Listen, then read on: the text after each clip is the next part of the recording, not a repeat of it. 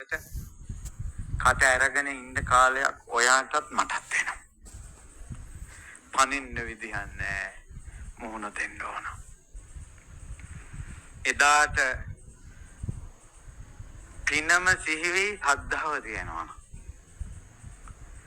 අන්න එදාට ඔබ අසරණ නොවෙන්නයි මේ බණ කියන්නේ.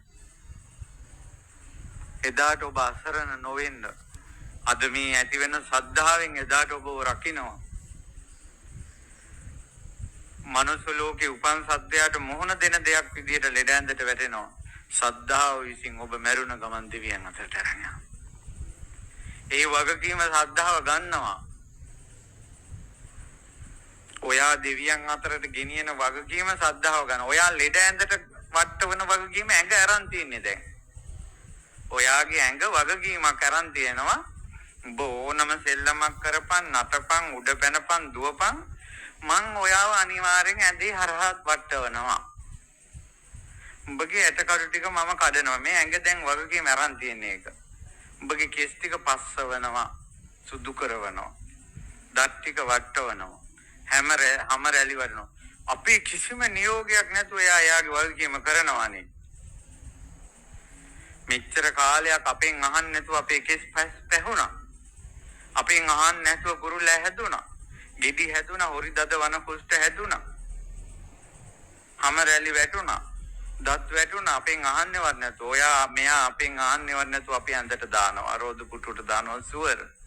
100ට කෝටියක් සුවර. ඊට වැඩිය මඩ සුවර සද්ධාව විසින් ඔයා දෙව්ලොව අරන් යනවා. ඊටත් වඩා සුවර. ඒකේචි බුද්ධං සරණං ගතසේ නතේ ගමිස්සන්ති අපාය. බුදුන් සරණ ගියාය අපාය යන්නේ. පහය මානසන්දේහං දේවකාය පරිපූර්ණසන්ති. දෙවියන් අතරට යන. දුවේ පුතේ ඔයා මෙන්න මේ සද්ධාව කියන එක ඔයා ළඟට ගන්න. ශ්‍රද්ධාව ගන්න ඔයා ළඟට. ඔයාලගේ ඇඟ වගකින් අරන් ඒව කරනවා. පුංචි කාලේ ඉඳලා මේ ඇඟ ලොකු කළා. තිරියන් අවදියට ඇවිල්ලා. ඔයාගේ රාගෙට ඕන විදියට ඇඟ හදලා. තරහ ආපුම ඒ විදියට අතපයට හයි අරගෙන ඇඟිලි දික් කරලා. ඒ වගේ තරහ ආවට පස්සේ යාගේ වගකීම ඇඟ ගන්නවා. මූණ වෙවුලලා. වගකීම ගන්නවා යා තරහට. රාගෙට වගකීම ගන්නවා. රාගෙට අනුව ඇඟ හදවනවා. මෝඩකමට අනුව ඇඟ හදවනවා. ඔයා නිදි කරවන්න නින්දට අනුව ඇඟ හදවනවා. ඔයා ශ්‍රද්ධාව ඔයා තුල උපදවාගෙන තිබුණොත් එහෙම ශ්‍රද්ධාව තුලින් වගකීම ගන්නවා අනිවාර්යයෙන්ම ඔයාව සුගතියටත් නිවනටත් අරන් යනවා. ඒ නිසා දෙවියන් අතරින් චුත වෙනකොට දෙවියෝ ඒ බව ප්‍රකාශ කරනවා. දැන් අපිට වයසට ගිහිල්ලා ඔන්න මැරෙන්න ලඟ වෙනකොට තේරෙනවා මෙයා නම් දැන් වයසට යයි කියලා ඇඟ දිහා බලලා. දෙවියෝගේ ජීවිතේ ජරාව කියන එක ප්‍රකට නැහැ. වයසට යෑම කියන එක ප්‍රකට නැහැ. ඇඳට වැටෙනවා කියන එක ප්‍රකට නැහැ. හැබැයි දෙවියෝ තුල බුදුරජාණන් වහන්සේ වදාලා මේ සූත්‍ර දේශනාව තියෙන්නේ කුද්දක නිකායේ පුබ්බ නිමිත්ත සූත්‍රය. තර පුබ්බ නිමිත්ත සූත්‍රයේ තියෙනවා යදා භික්ඛවේ දේවෝ දේවකාය චවන ධම්මෝ හෝති. යම් දවසක දෙවිවරු දිව්‍ය ලෝකෙන් චුත වෙනකොට චුත වෙන කාලයක් එනවා. පංචස්ස පුබ්බ නිමිත්තානි පාතු භවಂತಿ. එතකොට මේ දෙවියන්ගේ ආයුෂ ඉවරුණා කියලා නිමිති පහක් පේනවා. මාලා මිලා යන්ති. දිවරු මල් මාලා පැලඳගෙන ඉන්නේ. ඒ මල් මාලා පර වෙනවා. තුට උපන් දෙවිවරු දිව්‍ය ලෝකේ ඕපපාතිකව ඉපදෙනකොටම තිබ්බ මල් මාලා කවදාවත් පර වෙන්නේ නැතුව තිබ්බ මල් මාලා පර වෙනවා. වත්තානි කිලිසන්ති. දෙවිවරුන්ගේ වස්ත්‍ර කිලිටි වෙන්නේ නැහැ. චුත වෙන්න ආසන්න වෙනකොට කිලිටි වෙනවා. කච්චේහි සේදා මුච්ඡanti. කිහිල්ලෙන් දාඩිය එනවා. කායේ දුබ්බන්නියන් ඔක්කමන්ති. කය දුර්වර්ණ වෙනවා. සකේ දේවෝ දේවාසනේ නාබිරමති. තමන්ගේ දිව්‍ය විමානේ ඉන්න බෑ කියලා හිතෙනවා.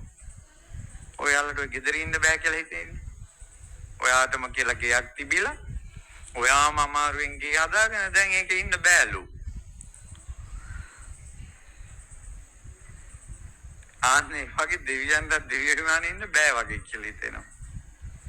එතකොට නුවණ තියෙන දෙවිවරුන්ට හොඳ දීර්ඝායුෂ්ක නුවණ තියෙන දෙවිවරුන්ට තේරෙනවා මෙන්න මෙයා දැන් චුත වෙන්න ආසන්නයි කියලා. මෙහෙම වුණත් නුවණ නැති වුණොත් දෙවියා දන්නේ නැහැ මම මැරෙනවන්ට ළඟයි කියලා. දැන් මේක මේ විදියට වුණත් හැම දෙවියම දන්නේ නැහැ මම දැන් කොණ්ඩේ පැහිගෙන යනවා.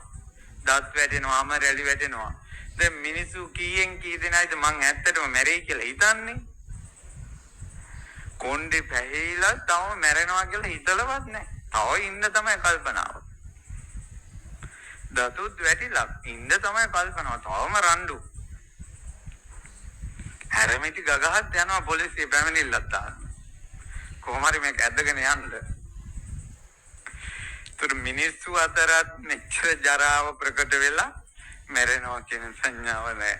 දෙවිවරුන්ටත් මේකෙදි මෙච්චර දේවල් වෙලත් චුත වේ කියන සංඥාව එන්නේ නැහැ. තුරු නොවැති දෙවිවරු තමයි ඇවිල්ලා මෙයාට සිහිය උපද්දවන්නේ. අනිත් දෙවිවරු ඇවිල්ලා කියනවා තමේනම් භික්ඛවේ දේවා චවන ධම්මෝ අයං දේව පුත්තෝති ඉති විදිත්වා. නොවැති දෙවිවරුන්ට මේක දකිනකොට හිතෙනවා මෙයා නම් දැන් ළඟදීන් චුත වෙනවා. තීහි වාචායි අනුමෝදන්ති. වචන තුනකින් අනුමෝදනා කරනවා. ඉත්තෝ බෝ සුගතින් ගච්ඡ. භවතෝ ඔබ සුගතියට යන්න. සුගතින් ගන්්වා සුලද්ධ ලාභං ලබ.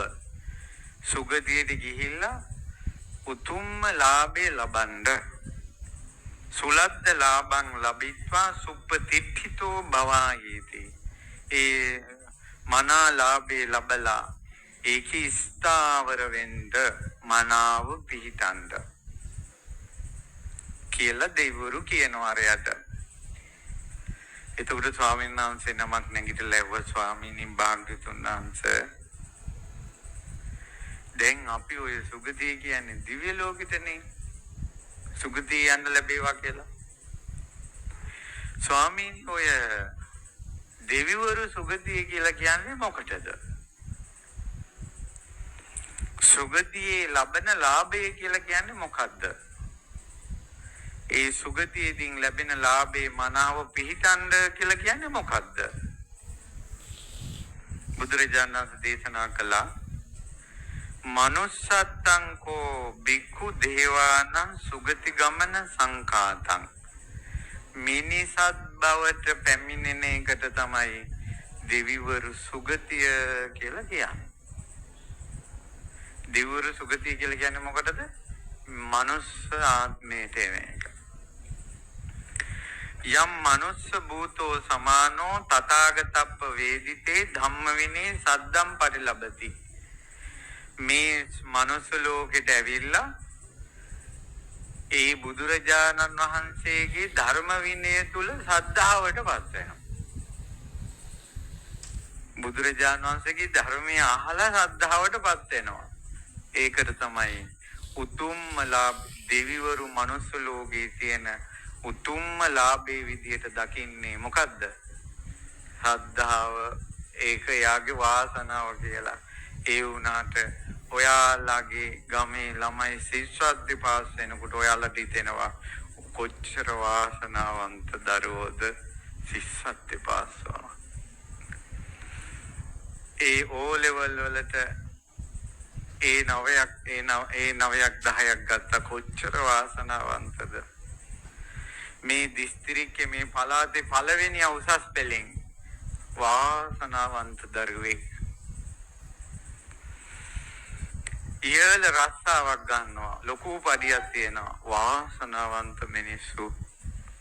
හොඳ ගෙයක් හදා ගන්නවා වාසනාවන්ත මිනිස්සු. හොඳ වාහන ගන්නවා වාසනාවන්ත මිනිස්සු. හොඳ නෝන කෙනෙක් ලැබෙනවා හොඳ මහත්තයා කෙනෙක් ලැබෙනවා පින් ඇති මිනිස්සු. හොඳ දරුවෝ ලැබෙනවා පින් ඇති මිනිස්සු කියලා ඔයාලා කියනවා. එක් සුළු උත්සාහයෙන් රට යන්න ලැබෙනවා. ලක්ෂ ගාණක් ගෙදෙට්ට එවනවා.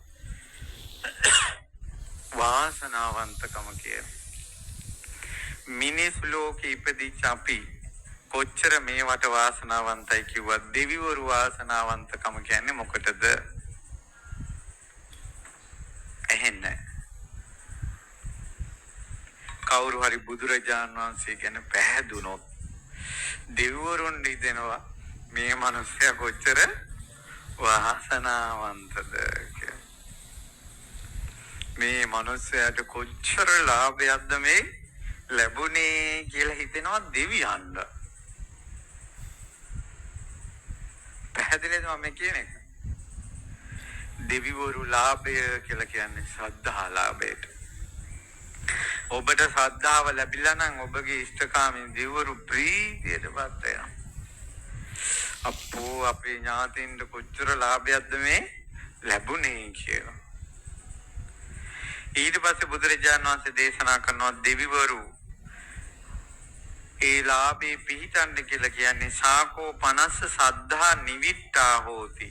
ඒ සද්ධාවේ නිට්ඨාවකට එන්න මූල ජාතා සද්ධාවේ මුල් බැස ගන්න පතිට්ඨිතා පිහිටන්න දල්හා දැඩිව පිහිටන්න අසංහාරියා සමනේනවා බ්‍රාහ්මණේනවා දේවේනවා මාරේනවා බ්‍රහ්මුණාවා කේනචිවා ලෝකස්මින් දෙවියෙකුට මාරයෙකුට බඹෙකුට කිසිම කෙනෙකුට හොල්ලන්න බැරි විදිහේ ශ්‍රද්ධාවක් ඇති කරගන්න. විදංකෝ භික්ඛවේ දේවානං සුප්පතිට්ඨිත සංඛාතං. ඕක තමයි දෙවිවරු ශ්‍රද්ධාවේ මනාව පිහිටියා කියලා කියන්නේ. දැන් කොහොමද කාටවත් හොලවන්න බැරි ශ්‍රද්ධාවක් හදා ගන්නවා කියන්නේ? පින්වතුනි අපේ ශ්‍රද්ධාව ගැන මට නම් සැකයක් තියෙනවා. දැන් ඔය අම්මලා මට කියන්න ඔයාලා ගෙවල් වල බුදුන් වඳිනවද? එතකොට ඔයාලා උදේ හවස සාදු කියලා දෑත දෝත නල්ලි තියලා වඳින්න ගෙදර බුදු පිළිම වහන්සේ නමක් තියෙනවද? ඔය බුදු පිළිම වහන්සේ කැඩුණොත් බිම වැටිලා පොඩි එකෙක් ගියත්ින් කැඩෙනවා. හිස කුඩු වෙනවා අතක් කැඩෙනවා. දැන් මොකද කරන්නේ? පන්සලේ බෝධිය ළඟ හරි හන්දියේ බෝගහක් ළඟ හරි තියෙනවා. මං අහනවා දැන් අම්මලාගෙන් ඔයාගේ කනේ පරිප්පු ඇටයක් තරම් කරාඹු දෙකක් තියෙනවද? ඕක කැඩුණොත් පන්සලේ බෝගහ යට තියෙනවද?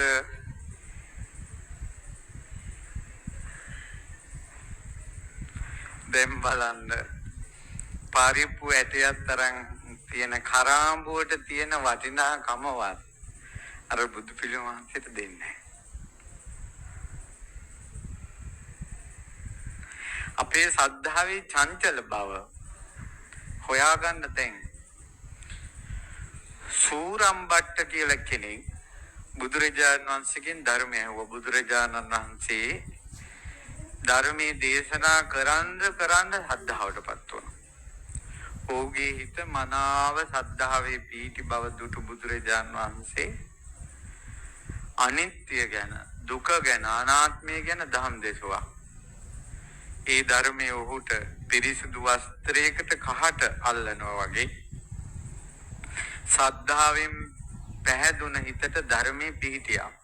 සෝතාපන්න ඵලයටපත් වුණා. තින් ඔහු බුදුරජාණන් වහන්සේට වන්දනා කළා යනවා. එතකොට මාරයාට හිතුණා මෙච්චර අවධානයෙන් මෙච්චර සද්ධාවෙන් මේ මිනිස්සයා බණ ඇහුවා. මේ මිනිස්සයාගේ හිත මං වෙනස් කරන්න ඕන. එහෙනම් මිනිස්සෙගේ හිත පැහැදෙනවට කැමති නැති බලවේගයක් ලෝකේ තියෙනවද නැද්ද? ඒ තියෙන පැහැදීම දිගට පවත්වනවාට අකමැති බලවේගයක් ලෝකේ තියෙනවද නැද්ද? මෙයා ගෙදර යනකොට ගෙදර උඩ අහසේ බුදුරජාණන් වහන්සේ විදියට වෙස්මාරු කරගත්තා මාරයා. අහසේ ඉන්නවා. අහසේ ඉන්නකොට දැන් සූරම්බට්ට ගෙදර එනකොට අහසේ බුදුරජාණන් වහන්සේ ශ්‍රද්ධාවෙන් වැඳලා. බුදුරජාණන් වහන්සේට වැඳලා. ඊට පස්සේ ස්වාමීනි භාග්‍යවතුන් වහන්සේ සූරම්බට්ට මම මේ පැමිණේ මට මේ ඔබගේ අදහසක් නිවැරදි කරන්න තියෙනවා. කුමක්ද ස්වාමීනි? සූරම්බට්ට අර මං දහම් දේශනකොට මට කියවුණා මේ සංස්කාරය අනිත්‍යයි කියලා. සූරම්බට්ට ඒක මට වැරදීමකින් කියවිච්ච එකක්. එහෙම නෙවෙයි, නිත්‍ය දේවලුත් තියෙනවා. මට කියවුණා අම්බට්ට දුකයි කියලා. අම්බට්ට සැප සහගත දේවලුත් තියෙනවා. අම්බට්ට මට කියවුණා අනාත්මයි කියලා. නමුත් ආත්මේ තමාගේ වසඟේ පවත්වන්න පුළුවන් දේවලුත් තියෙනවා. අන්න ඒක නිවැරදි කරන්නයි මං ආවේ කියනකොටම අම්බට්ට එකපාරම නැගිටලා කිව්වා උඹ මාරයා නේද කියලා. ඇඟිල්ල දික් කළා උඹ මාරයා නේද කියලා. යම් කිසි කෙනෙක් මාරයා විදියට අඳුනාගත්තොත් මාරයා එතනින් අතුරුදහන් වෙනවා. අහෝ මොහු මාව අඳුනාගත්තනේ කියලා අතුරුදහන්. බුද්ධ රූපේ මවාගෙන ඇවිල්ලා නිට්ටයයි කිව්වත් සැපයි කිව්වත් ආත්මයි කිව්වත් ඒ ශ්‍රාවකයේ හිත වෙනස් වෙන්නේ. අන්න ඒකට තමයි කියන්නේ සද්ධාව පිහිටියාක. ඒක මාරේකටවත් වෙනස් කරන්න බෑ. දැන් ඔයාලා කොච්චර බණ ඇහුවත් ඔයාලා ගොඩාක් කැමති ස්වාමීන් වහන්සේගේ රූපයක් AI වලින් හදලා මොනවාරි විකාරයක් කරේ කළොත් අම්මේ එහෙමත් වෙලාද කියලා චංචල වෙනවා. ඒ නිසා මේ සද්ධා හැබැයි බලන්න රූපේට වැන්දට සැබෑ බුදුරජාණන් වහන්සේ හඳුනාගෙන තිබ්බේ අම්බට රූපේ තුලින්ද ධර්මයේ තුලින්ද බුදුරජාණන් වහන්සේගේ වචනේ යෝ ධම්මං පස්සති සෝමං පස්සති. යමෙක් ධර්මයේ දැක්කොත් ඔහු මාව දකිනවා කියලා. හරිද වැරදිද? හරි. ඒතකොට බුදුරජාණන් වහන්සේ හඳුනාගත්තේ ධර්මයෙන්. ඒතකොට ඒ ධර්මයේ තුලින්මයි අපිට තේරෙනවා මේ කියන බණ බුදු බණද වෙන බණද. Tamanne හොඳට දැන් ශ්‍රද්ධාව තියෙන කෙනාට ශ්‍රද්ධාව හොඳට පිහිටි කෙනාට බුදු බණයි වෙන බණයි ඔක්කොම හොයා ගන්න පුළුවන්. බුදු මාවතේ යන කෙනත් හොයා ගන්න පුළුවන්, යන්නේ නැති කෙනත් හොයා ගන්න පුළුවන්. අපිට ඇත්තටම මේ ධර්මයේ අධර්මයේ වෙන් කර ගන්න පුළුවන් වෙන්නේ Taman ධර්මය අවබෝධ කිරීමෙන්මයි. එතකොටයි